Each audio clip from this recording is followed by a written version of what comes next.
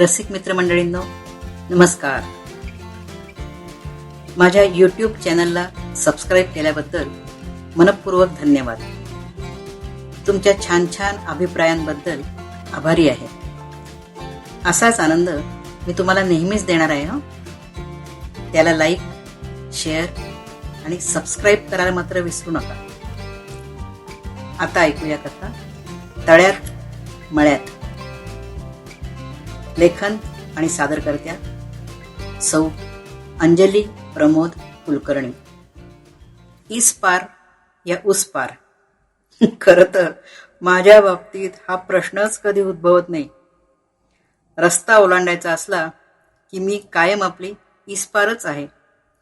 उस पार करायचा मनाचा हिया करूनही मी चटकन रस्ता ओलांडूच शकत नाही, ही वस्तुस्थिती. रस्ता पार करताना एखाद्या म्हाताऱ्या बाईसारखी मला कायम कोणीतरी सोबत लागते. आणि हो, ती सोबत सुद्धा धीट आणि भक्कम हवी. कारण रस्ता पार करायच्या ऐन वेळेला मी त्या सोबतीलाच पार घाबरवून सोडते. तिचा हात घट्ट धरून, थांब ग, ही गाडी जाऊ दे, अगं थांब ना, ती रिक्षा जाऊ दे, मग रस्ता ओलांडूया, असं अगदी गयावया करत सांगते. मला रस्ता पार करून देणारी ती पारकर अजिबात न जुमानता माझा हात घट्ट धरते, मला फराफरा ओढते आणि बंदुकीतल्या गोळ्यांप्रमाणे सटाटत येणाऱ्या मागच्या पुढच्या वाहनांना धीरधरीचा संदेश देत एका हातानं खाणाखुणा करत मला उस पार पोहोचवते. अशा वेळी मला झालेला आनंद काय वर्णावा. अहो, पण रोजचं हे कठीण कर्म करायला कोणाला नेहमी शोधावं, हा माझ्या पुढचा बिकट प्रश्न. जीवनात असंख्य प्रश्नांना मी सामोरी जाते, त्यांची उत्तरं माझ्या वकुबाप्रमाणे सोडवतेही. पण रस्ता पार करण्याच्या प्रश्नापुढे मी शरणागत अवस्था स्वीकारते. या अवसानघातकी स्वभावाला माझा मामा खदखदून हसून रस्त्यात एकदा मी अशीच अडले असताना म्हणाल्याचं मला चांगलं आठवतंय.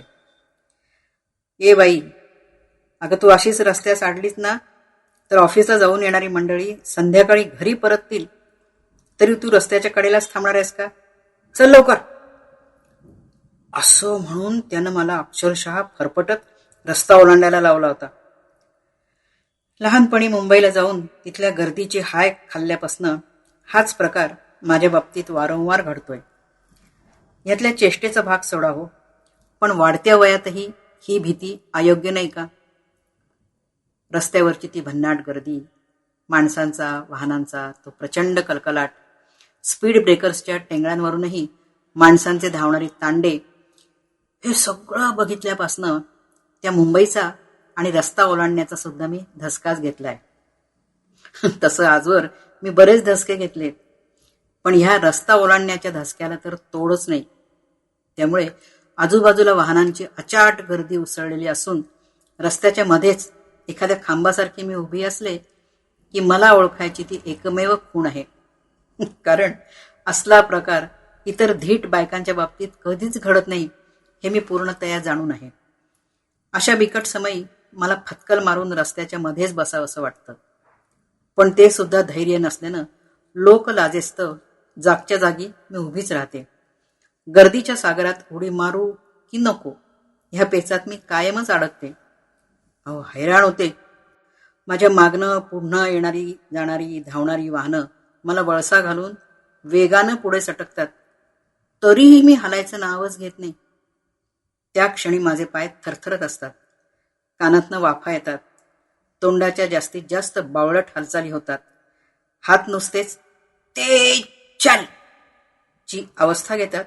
पण दुसऱ्याच क्षणी नाईलाज असतो, कदम ताल हाच हुकूम मी स्वीकारते.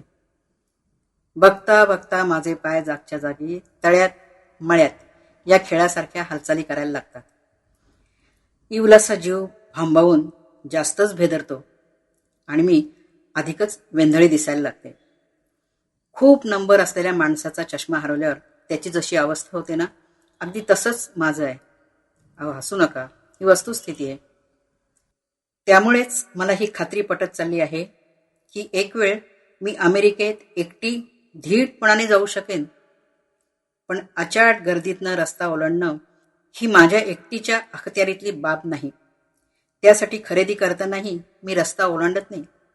वाटेत एका बाजूनेच लागतील त्याच आणि तेवढ्याच मोजक्या दुकानातनं खरेदी उरकते. मुद्दाम रस्त्याच्या विरुद्ध दिशेने चालणंच मी अशावेळी पसंत करते. कारण त्यामुळे निदान येणारी वाहनं समोरून आपल्या अंगावर निश्चित कुठून चाल करून येतात हे तरी समजतं ना. आहे की नाही गंमत? माझ्या या विरुद्ध आणि धीम्या चालीमुळे एक घोटाळा झाला. मध्यंतरी कुठल्या तरी वाचक मैत्रिणीला माझी ओळख करून घ्यायची ती. एका खट्याळ मैत्रिणीनं तिला माझी खूण काय सांगावी माहितीये? ती म्हणाली, अगं, कॉलेज रोडवरनं रस्त्याच्या विरुद्ध बाजूनं चालणारी, जिच्या आजूबाजूनं वाहनं कर्कश आवाजात तिला वळसा घालून जात आहेत, खांद्यावर शबनम पिशवी आणि जिच्या चेहऱ्यावर अखंड भांबावलेले भाव दिसले की ती हमखास अंजली. तू खुशाल पुढे होऊन तिला आधी रस्ता क्रॉस करून देऊन मगच तिच्याशी ओळख करून घे. आता तुम्हीच सांगा, हा असला माझा परिचय बरा आहे का? हे विचित्र मत ऐकल्यावर एकदा मी खरंच रस्त्याच्या डाव्या बाजूनं आदर्श पादचारिका बनून चालले असताना मागणं येणाऱ्या सनीनं मला जोरदार धडक दिली. सनी आणि मी दोघीही मोडकळीला आलो. खरं तर माझ्या भक्कम देहयष्टीनं ती सनीच जास्त जखमी झाली होती. परिणामी पुन्हा रस्ता क्रॉस न करता विरुद्ध दिशेने चालणंच मी पसंत केलं. माझा हा भित्रेपणा बघून धाकट्या चिरंजीवांनी एकदा मला सुनावलं, आई, तुला एक गोष्ट सांगू का? आता वयस्कर असूनही मी आपली कायमच विद्यार्थिनी. ज्ञानकण वेचायला मी तत्पर. त्यामुळे तो कोणता मौल्यवान सल्ला देतोय ते ऐकायला दोन्ही कर्ण लांब केले आणि त्याचं सांगणं ऐकल्यावर मीच लंबे व्हायची वेळ आली. त्यानं मला सांगितलं, आई, तुला रस्ता क्रॉस करताना भीती वाटते ना? मग मी सांगतो तसं तू कर. कसं? अति उत्सुकतेनं मी विचारलं. अगं काही नाही, चेहरा एकदम बावळट बनवायचा. हे ऐकून मनात म्हटलं, हां, हे सोपं आहे की.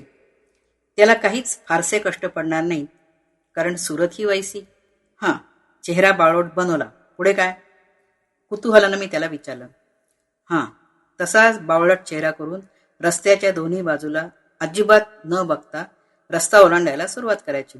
हां, आणि अंगावर येणाऱ्या वाहनांचं काय करायचं? अगतिक होऊन मी विचारलं.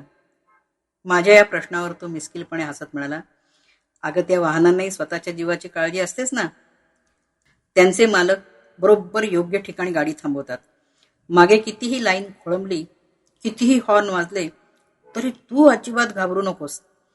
तसाच बावळट चेहरा करून एखाद्या खेडवळ बाईसारखी चालायला लाग की झाला रस्ता क्रॉस. आहे काय नाही काय? वा, याला म्हणावं धोरण. खरं सांगू का, आता मी तळ्यात मळ्यात न करता चिरंजीवांच्या मौल्यवान सल्ल्याप्रमाणे चालायला लागते. माझ्या या चालीमुळे मागे पुढे सगळी वाहतूक तुंबते. त्यामुळेच की काय, पण हल्ली बऱ्याचदा रस्त्यात चक्का जाम होतो. पण मी जाम लक्षच देत नाही. पलीकडच्या दुकानात जाऊन मलईचा चक्का विकत घेते आणि पुन्हा धीटपणानं रस्ता पार करते. हातीपायी अगदी सुखरूपपणे घरी परतते. तुम्ही तसंच करा. अहो, वाहनांच्या कल्लोळात हाच तोडगा उपयुक्त ठरतो. वेळेची बचत होते, ती निराळीच. खरं ना? मंडळी, आत्ताच आपण तळ्यात मळ्यात ही कथा ऐकली. लेखिका आणि सादरकर्त्या होत्या अंजली प्रमोद कुलकर्णी. मंडळी, कथा आवडली ना? मग तुमच्या मित्रमंडळींना, नातेवाईकांना ही कथा जरूर पाठवा, म्हणजे त्यांनाही हा आनंद मिळेल. धन्यवाद.